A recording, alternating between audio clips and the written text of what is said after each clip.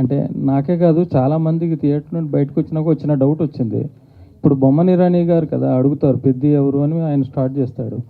ఆయన స్పోర్ట్స్ మినిస్ట్రీలో ఉన్నాడు, ఎప్పటి నుండో ఉన్నాడు. మరి ఈయనేమో ఏషియన్ ఇంటర్నేషనల్లో మెడల్ కొట్టాడు, ఆయనకు తెలియకపోవడం ఏంటి పెద్ది? అది నాకే కాదు చాలా మందికి డౌట్ వచ్చింది. సూపర్ క్వశ్చన్ అండి. సార్ ఆయన జాబ్ 5 years 3 years ఉంటుంది అంతే అండి. ఒక ఒలింపిక్ చైర్మన్గా 3 years ఉంటుందండి. 3 yearsలో పాస్ట్లోంచి ఒక 1975 నుంచి ఉన్న స్పోర్ట్స్ మెన్స్ అందరూ అతనికి తెలియాల్సిన అవసరం లేదండి. నేను రీసెర్చ్ చేశానండి. అది రీసెర్చ్ చేసిన తర్వాత ఏంటంటే ఆయన పీరియడ్లో ఆయన ఉన్న టైంలో వచ్చిన వాళ్ళని రికగ్నైజ్ చేస్తామండి. ఈరోజు తెలంగాణలో కూడా చాలామంది అవార్డ్స్ వచ్చిన వాళ్ళు ఉన్నారండి. అంటే మొయ్యలేనని భారతీయ అవార్డులు వచ్చిన వాళ్ళు ఉన్నారండి. కానీ వాళ్ళు ఎవరికి తెలియదండి. అంటే స్పోర్ట్స్ మ్యాన్ అయినా సరే వాళ్ళకు కూడా వాళ్ళ జోనర్లో వాళ్ళ టైం లైన్లో ఉన్నప్పుడు వాళ్ళే తెలుస్తుంది తప్పండి, ప్రీవియస్ అంతా మనకు తెలియదండి. ఇప్పుడు మన భారత హాకీ జాతీయ క్రీడ కదండి, దాంట్లో మన క్యాప్టెన్ ఎవరంటే కూడా మన ఎవరికి తెలియదు. అలాంటి పొజిషన్లో ఉన్నాం సార్ మనం. థ్యాంక్ యూ అండి. Thank you.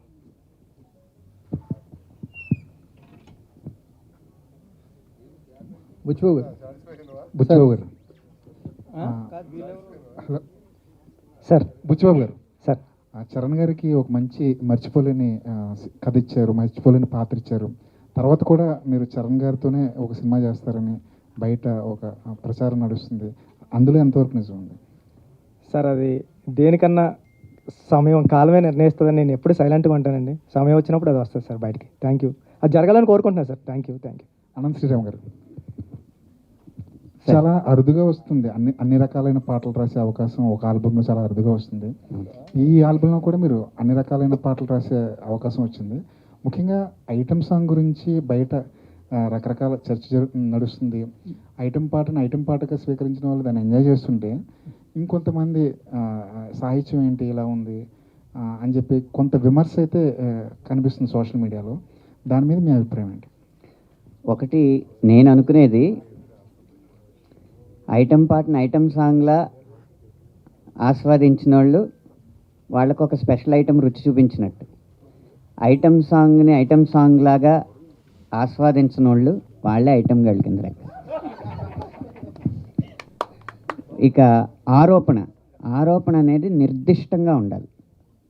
మనకు వచ్చిన భావోద్వేగాన్ని ఏదో అరిసేయడానికో లేకపోతే ప్రత్యేకమైన ఎజెండాలు పెట్టుకుని మాట్లాడడానికో ఉంటే మనం దానికి సమాధానం చెప్పక్కర్లేదు. తాత్వికంగా ఆలోచించగలిగేవాళ్ళు, తార్కికంగా మాట్లాడగలిగేవాళ్ళు ఏ వాక్యం మీద ఏ ఆరోపణ నిర్దిష్టంగా చేసినా నిఖార్సైన సమాధానం ఇవ్వడానికి నిజాయితీగా సిద్ధంగా ఉన్నాను. అనంత శ్రీరామ్ గారు కామెంట్స్లో కూడా కొంచెం దొంగనా కొడుక లాంటి పదాలు కూడా మీ మీద వాడటం జరిగింది. ఏంటి అవన్నీ చూసారా? అవన్నీ దొంగనా కొడుక అనేది తిట్టుగా మీరు నమ్ముతున్నారా? తిట్టే కదా అది.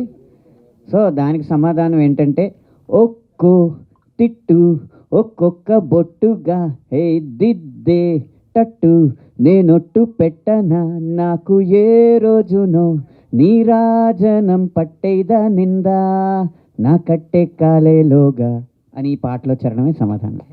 అనంత శ్రీరామ్ గారు అదే ప్రత్యేక గీతాలు రాసినప్పుడు ఒక రచయితగా మీరు ఎలాంటి బౌండరీస్ నిర్దేశించుకుంటారు? ఎలాంటి బౌండరీస్ ఎలాంటి ఉండాలనుకుంటారు? రచయిత అనేవాడు అవ్వాలంటేనే వాడికి అవధులు ఉండకూడదు. ఏ గీతానికి ఏ అవధులు ఉండవు. ఆలోచన శక్తి ఒకటే అవధి, ఊహాశక్తి ఒకటే అవధి. బుచ్చిబాబు గారు 2-3 రోజుల నుంచి అంటే కొన్ని ఎక్స్ట్రా సీన్స్ ఉన్నాయి, డిలీట్. అది ఆల్రెడీ ఎడిట్ చేసాం, అయిపోయింది. ఈ బుధవారం నుంచి ఎప్పటి నుంచి యాడ్ అవుతుంది అదంతా.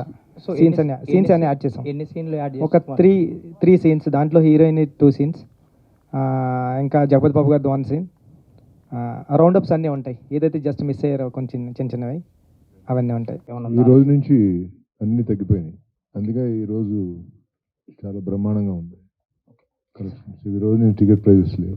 సతీష్ గారు సార్, ఇది 11వ రోజు ఈవేళ, ఆల్మోస్ట్ సెకండ్ వీకెండ్ కూడా అయిపోయినట్టు ఈవినింగ్తో. ఎన్ని ఏరియాలో ఆల్రెడీ బ్రేక్ ఈవెన్ ఉన్నారు, ఎన్ని ఏరియాలకి మనం జిఎస్టీ ఇవ్వాల్సి ఉంటుంది, ఎన్ని ఏరియాలకి హెల్ప్ చేయాల్సి ఉంటుంది? అన్ని బ్రేక్ ఈవెన్ అయిపోతాయి, జిఎస్టీ అవసరం లేకుండానే అయిపోతాయి, చాలా వరకు అయిపోతాయి. ఓకే. సతీష్ గారు, తెలుగు రాష్ట్రాల్లో పెద్దకి మంచి కలెక్షన్ వచ్చాయి, ఊహించిన దానికన్నా మంచి రిజల్ట్ వచ్చింది. కానీ నార్త్లోను ఓవర్సీస్లోను ఎందుకు డల్ అయింది అనుకుంటారు? ఓవర్సీస్ కూడా ఓకే, బట్ అనుకున్నంత రాలా. ఓకే, దానికి అది కేస్ స్టడీయే. ఎందుకంటే అన్నీ కరెక్ట్గా ఉండి కూడా ఓవర్సీస్ అనుకున్నంత రాలేదు అంటే అది కొంచెం కేస్ స్టడీ. ఇప్పటి నుంచి అంతా ఇప్పుడు వరకు ఓ రకంగా ఉంటుంది, ఇప్పటి నుంచి ఓ రకంగా ఉంటుంది అన్నట్టుంది ఓవర్సీస్. నార్త్లో ఓ సినిమాని టక్కన పట్టుకుంటారు, ఒక్కో సినిమాని పట్టుకోరు. యాక్చువల్గా ఇది పట్టుకోవాల్సిన సినిమా అయినా ఏం మనమే మామూలుగా 40 ఎంత ఉంది.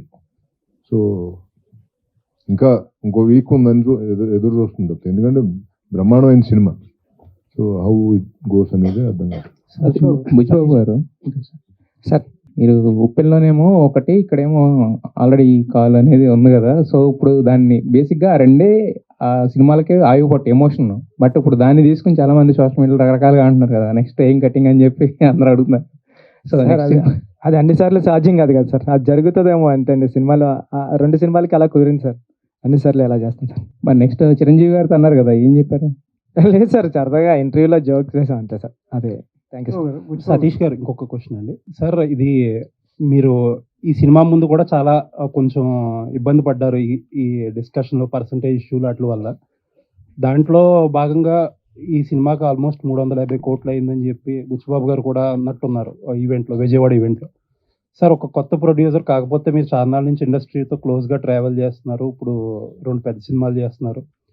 అంటే కాస్ట్ అనేది కంట్రోల్ చేయాలి, అలాగే ఆ కాస్ట్ కంట్రోల్ అయితేనే ఆడియన్స్కి అఫోర్డబుల్ ప్రైజెస్లో టికెట్ ప్రైజెస్ ఇవ్వగలం అనేది చాలా కాలంగా జరుగుతున్న డిస్కషన్. ప్రతి పెద్ద సినిమా వచ్చినప్పటికీ ఆడియన్స్ అలా పించి ఫీల్ అవుతున్నారు.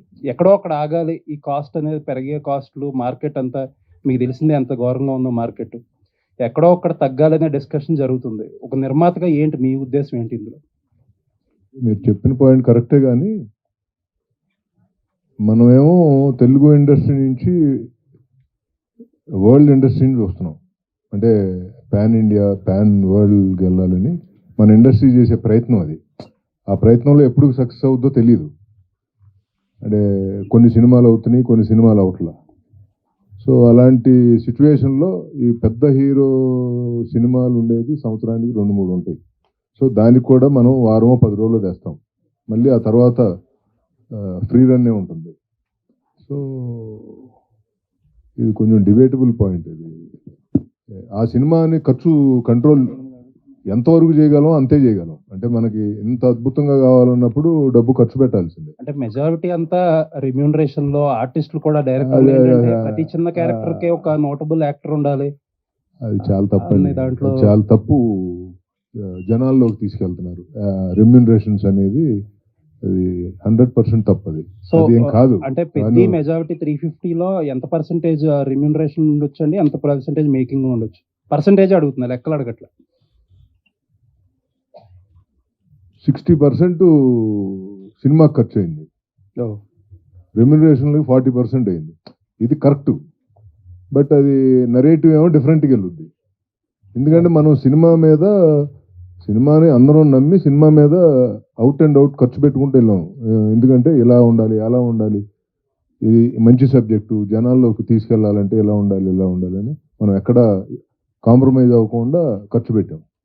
బుచ్చిబాబు గారు, నాది కూడా అదే రిలేటెడ్ ప్రశ్న సార్. ఇప్పుడు ఇందులో మీరు అంటే మీ గురుగారి సినిమా పుష్ప చూస్తే కనుక అందులో అందరూ చిత్తూరు యాక్సెంట్ మాట్లాడతారు, బాగా ఎమోషన్స్ బాగా క్యారీ అయ్యాయి. అందుకని ఇప్పుడు మీరు ఇందులో చూస్తే కనుక అన్నీ వేరే లాంగ్వేజ్ వాళ్ళనే పెట్టారు. మళ్ళీ విజయనగరం బ్యాక్డ్రాప్ అంటారు. నేను ఆ ప్రాంతం వాడిని, విజయనగరం ప్రాంతం వాడిని. సో నాకు తెలుసు అది లాంగ్వేజ్ డబ్బింగ్ మీరు చెప్పిస్తే ఎలా కనెక్ట్ అవుతాం అవుదా. అంటే తెలుగు వాళ్ళు అంతమంది ఉంటుండగా ఎందుకు మీరు హిందీ వాళ్ళని అంత బొమ్మని రాని దివ్యేందు అంటే వాళ్ళు మంచి నటులు కాదని నేను అనట్లేదు. తెలుగు వాళ్ళకి ఆ లాంగ్వేజ్ అది కష్టం, ఆ ఎమోషన్ వాళ్ళు క్యారీ చేయడం చాలా కష్టం. అదే మీరు తెలుగు యాక్టర్లు ఇంతమంది ఉన్నారండి. మన నరేష్ ఉన్నారు, రావు రమేష్ ఉన్నారు, శ్రీకాంత్ ఉన్నాడు, శివాజీ ఉన్నాడు, నందు ఉన్నాడు, చాలామంది ఉన్నారు. మీ గురువుగారు మరి అట్లానే తెలుగు వాళ్ళందరినీ పెట్టి నార్త్లో కూడా పెద్ద హిట్ కొట్టారు. మరి మీరు ఎందుకు అందరినీ నాన్ లాంగ్వేజ్, ఇప్పుడు ఆ కోర్మయ్య అని కూడా మలయాళం వాళ్ళని పెట్టారు మీరు. అవునండి. తెలుగు వాళ్ళని పెడితే లాంగ్వేజ్ క్యారీ అవుతుంది కదండి, మంచి ఎమోషన్ వస్తుందిగా మీకు. ఇంకా తెలుగులో ఇంకా బ్రహ్మాండంగా చేసేది, మీకు బడ్జెట్ కూడా తగ్గేది అప్పుడు. కాదు సార్ మీరు చెప్పింది. అంటే బొమ్మన్ ఇరానీ గారు అంటే నార్త్ నుంచి వచ్చిన ఆయన కాబట్టి బొమ్మన్ గారిని అది పెట్టాం సార్. ఇప్పుడు అందరూ అదే పాన్ ఇండియా అని అందరినీ తెచ్చేసుకుంటున్నారు. లేదండి ప్యాన్ ఇండియా కథకి ఆ క్యారెక్టర్ సూట్ అవుతుందని అలా ట్రై చేసింది తప్పండి. తెలుగు వాళ్ళు చాలా ఇప్పుడు మన ఎవరు రావు రమేష్ గారు తెలుగు ఆయనకు ఒక సీన్ ఇచ్చారు మీరు. ఆల్రెడీ 2 సీన్లు ఇప్పుడు యాడ్ చేస్తున్నామండి. అందుకే మీరు చూడొచ్చు. అంటే ఇప్పుడు బయట టాక్ ఏంటంటే ఎస్పి రంగారావు గారు, నాగభూషణం గారు, రావు గోపాలరావు గారు లాంటి వాళ్ళు ఉన్నా ఇప్పుడు హిందీ యాక్టర్ల దగ్గర వీళ్ళని ఒక్కొక్క సీన్ నిలబెడతారని అంటున్నారు.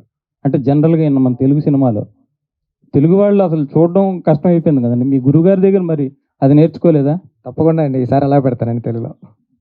Buchibabu garu sir sir sir అందరూ మీ గురించి సినిమాలో అది తీసారు అని అంటున్నారు కానీ నాకు ఒక మాట బాగా నచ్చిందండి. ఒక చిన్న కాంట్రవర్సీ వచ్చినప్పుడు యూజువల్లీ అండర్ ప్లే చేస్తే అందరూ మర్చిపోతారు అనే యాటిట్యూడ్ ఎక్కువ ఉంటుంది మన ఇండస్ట్రీలో. బట్ మీరు ఓన్ చేసుకుని దానికి అపాలజీ చెప్పారు కదా, అది నిజంగా చాలా బాగా నచ్చిందండి. చాలా తక్కువ మంది డైరెక్టర్లు డేర్ చేస్తారు. Thank you sir. పైగా ఇష్యూ కూడా అలాంటిది. నాకైతే ఆ ఒక్కటే నచ్చలేదు. Thank you sir. Thank you sir. కారణం ఏంటంటే